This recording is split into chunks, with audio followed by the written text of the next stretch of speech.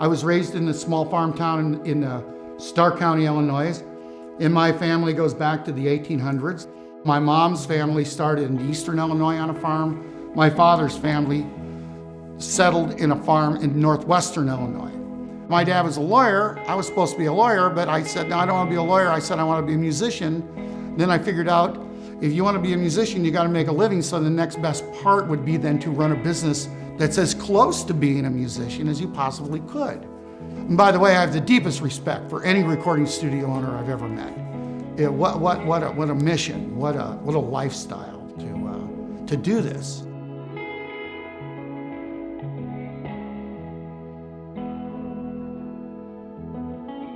My name is Mark Mooka Rennick.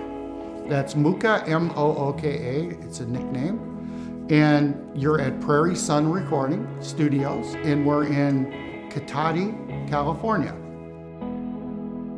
I have been in Sonoma County since 1975. And I've been here on this 12-acre ranch since 1980. It was a residence chicken hatchery owned by a family. It was called the La Lamita Chicken Hatchery. They started it in the 30s. Studio C, where we are right now, is this big square room. This is, the hatchery buildings here. This is where, they had the incubators, and this is where the eggs were actually manufactured here.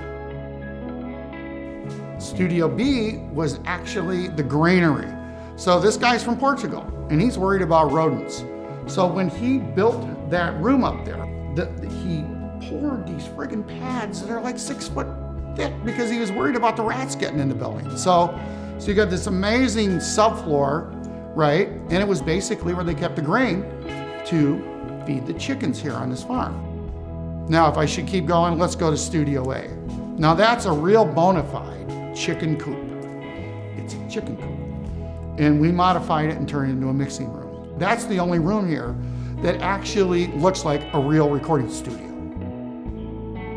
You may know us by the Trail of Dead, Primus, Bass Drum of Death, the Mountain Goats. We had John Hammond did a record called Wicked Grin with Tom Waits producing and engineering, Journey, Van Morrison, and Tom Waits. Tom Waits, they go, well, he worked at your studio. Well, he didn't go out of his way to work at my studio. What he went out of his way was to move to Sonoma County from LA, where he lived. And we just were so blessed, but it kind of just fell on you. And he came in for an overdub session, and he's gone, well, I think I can make this work. I can do this, So we did Night on Earth, which is a film soundtrack. Then after that, on Island Records, we did Bone Machine, which was a groundbreaking record on many levels.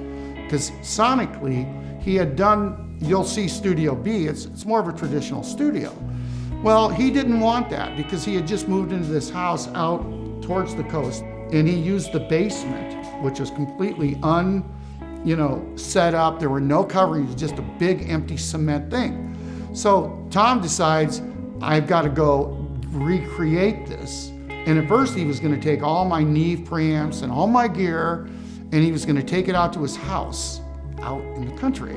And then they found what we call the Waits room.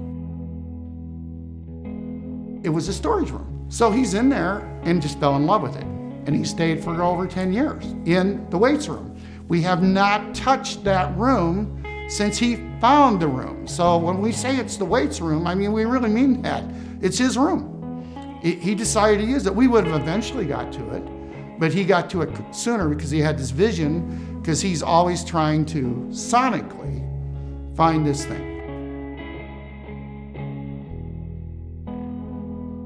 When you start with a band and they come in and you do pre-production and you cut your basic tracks and you work on the arrangements and you're trying to get the drummer to play in time, you're trying to get it to sound good, then you do your overdubs, and then you mix, and then when the final mix is coming down and people are hearing it back, this is the best part.